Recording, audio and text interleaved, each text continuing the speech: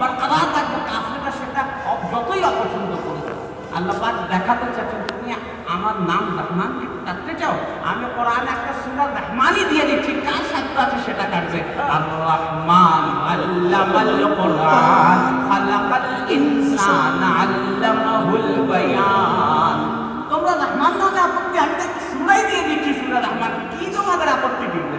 আর তোমরা আমার হাবিবের নামের সাথে রাসূলুল্লাহর সাথে আপত্তি, আমি সূরা ফাতিহার আখেরি আয়াতটা কোরআনের মধ্যে দিয়ে দিচ্ছি, মুহাম্মাদুর রাসূলুল্লাহ ওয়াল্লাযীনা মাআহু আশিদ্দাউ আলাল কুফার রুহামাউ বাইনাহুম। তোমার আপত্তি আমার হাবিবের রাসূলুল্লাহ নামের সাথে, আমি তো কোরআনে দিয়ে দিচ্ছি, কোথায় পারবা তোমরা? এই হচ্ছে আমাদের প্যারা নবী হুজুর হযরত মুহাম্মদুর রাসূলুল্লাহ সাল্লাল্লাহু আলাইহি ওয়াসাল্লাম। আমরা সেই আখেরি নবীর উম্মত। এইভাবে আল্লাহ রাসূল সেটাকে ঠান্ডা করলেন। ওই যে ব্যক্তি সুহাইল ইবনে আমর সে সময় কাফেরদের পক্ষে ছিল, পরে মুসলমান হয়েছে। তো সুহাইল ইবনে আমরের ইসলামে আসার ঘটনাটা খুব মজার। সে আবু জাহাল আবু লাহাব যখন ছিল তারা কিন্তু ভালো বক্তা ছিল, তারা নেতা ছিল, বক্তা ছিল। সুহাইল ইবনে আমর এক ভয়াবহ বক্তা ছিল, খুব আকর্ষণীয় একজন বক্তা ছিল। তো ইসলাম আসার আগে, ইসলাম গ্রহণের আগে সে আল্লাহ রসুলকে গালি গালাজ করে নানাভাবে অপমান করে সে বাস। একবার হযরত ওমর ফারুক এত রেগে গেলেন যে ইয়া রাসূলুল্লাহ আপনাকে কি কি বলছে, আপনি হুকুম দেন একটা পাথর মেরে দাঁত ভেঙে দেয়, পাথর মেরে দাঁত ভেঙে। আর ওমর ফারুক খুব রাগ করতেন, কেউ যদি আল্লাহ রসুলের সামনে সামান্য বেয়াদবি করে এক পাথর মানুষের দাঁত করবে, তাহলে দাঁত ভেঙে দেয়। আল্লাহ রসুল বললেন ওমর আজকে এর ওয়াজ তোমার অন্তত কষ্ট দিচ্ছে, এমন এক সময় আসবে যখন এর ওয়াজ শুনেই তোমার মন ঠান্ডা হবে। এরপর তো মক্কা বিজয়ের পর তিনি মুসলমান হলেন, সুহাইল ইবনে আমর সাহাবী হলেন, পরবর্তীতে শহীদ হন।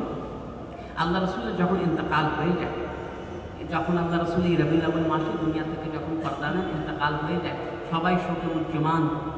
হযরত ওসমান কথা বলতে পারছেন, হযরত আলী কাঁদতে কাঁদতে বিকুল, ঘরের মধ্যে মা বোনদের অবস্থা খারাপ। হযরত আবু বকর সিদ্দিক তিনি ঘরের অবস্থা ঠান্ডা করছেন, কিছু পরে এসে তিনি বাইরে বক্তৃতা রাখলেন। আর সুহাইল ইবনে আমর তিনি রাস্তায় দাঁড়িয়ে আল্লাহ রাসূলের শানে ওয়াজ করছেন। হযরত ওমর এতদিন যেটা বলছেন, আজকে ওমরের কাল ঠান্ডা হলো সেই সুহাইল ইবনে আমরের ওয়াজ শুনে। মেরে দোস্ত, এটাই তো হচ্ছে আখেরি নবী হুজুর হযরত মুহাম্মদ মুস্তাফা সাল্লাল্লাহু আলাইহি ওয়াসাল্লাম। এবং তার প্রকৃত মর্যাদা আমরা বুঝতে পারবো কিয়ামতের ময়দানে, দুনিয়াতে পারবো না।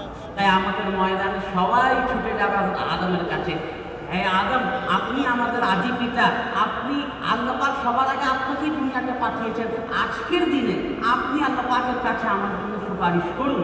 তাদের আদম বলবেন পারবো না, কারণ দুনিয়াতে আসার আগে আল্লাহ পাকের হুকুম না মেনে আমি একটা গাছের ফল খেয়েছিলাম। আল্লাহ পাক যদি ওইটার জন্য আমাকে পাকড়া করেন, কোথায় যাবো? তোমরা অন্য কাউকে দেখো। সবাই যাবে হযরত নূহ আলাইহিস সালামের কাছে, আমরা সবাই থাকবো, সবাই যাবে হযরত নূহ আলাইহিস সালামের কাছে।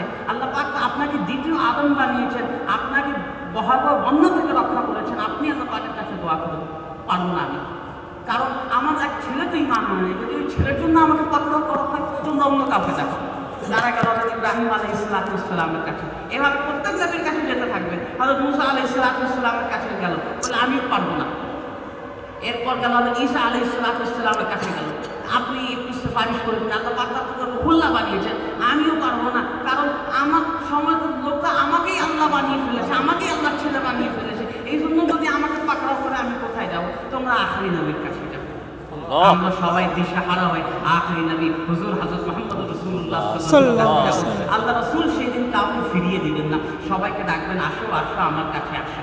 সেই সময় আল্লাহ রাসূল সিজদাতে পড়ে আল্লাহ পাকের কাছে এমন খাস হালতে ইবাদত করবেন যে ইবাদত দুনিয়াতে আজ পর্যন্ত কেউ করে নাই।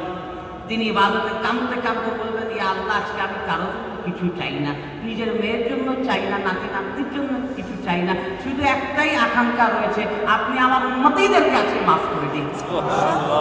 এই জন্য আমাদের প্রত্যেক রাসূল নিজের অন্তরে রাখতে হবে। এক সাহাবী হযরত আনাস বিন মালিক রাদিয়াল্লাহু তাআলা তিনি একবার রাসূলকে জিজ্ঞাসা করলেন, ইয়া রাসূলুল্লাহ কিয়ামত কবে হবে? আল্লাহ রাসূল পাল্টা জিজ্ঞাসা করলেন, কিয়ামত জিজ্ঞাসা করছো, কিয়ামতের তৈয়ারি কি, প্রস্তুতি কি? তিনি কাঁদতে লাগলেন, ভয় পেয়ে গেলেন, ইয়া রাসূলুল্লাহ কোনো প্রস্তুতি নাই, শুধু আমি আল্লাহ এবং তার রাসূলকে খুব মহব্বত করি। আল্লাহ রাসূল বললেন, তোমার এই মহব্বতটাই তোমাকে জান্নাতে নিয়ে যাওয়ার জন্য যথেষ্ট। সুবহানাল্লাহ। इसी बात को कुरान में सूरा आल इमरान में अल्लाह फरमाता है, कुल इन কুনতুম তুহিব্বুনাল্লাহ ফাত্তাবিউনি ইউহিব্বুকুমুল্লাহ ওয়া ইয়াগফির লাকুম যুনুবাকুম ওয়াল্লাহু গফুরুর রহিম। তোমরা যারা আমাকে মহব্বত করতে চাও তোমরা আমার হাবিবের কাছে ছুটে যাও। তোমরা যদি আমার হাবিবকে অনুসরণ করো, তাকে মহব্বত করো, আমি আল্লাহ নিজে তোমাদেরকে মহব্বত করব। আল্লাহ পাকের মহব্বত শুধু মহব্বত হিসেবে আছে না, আল্লাহ পাকের মহব্বতের সাথে সাথে বোনাস হিসেবে আল্লাহ পাকের মাগফিরাতও তোমাদের সাথে আসবে।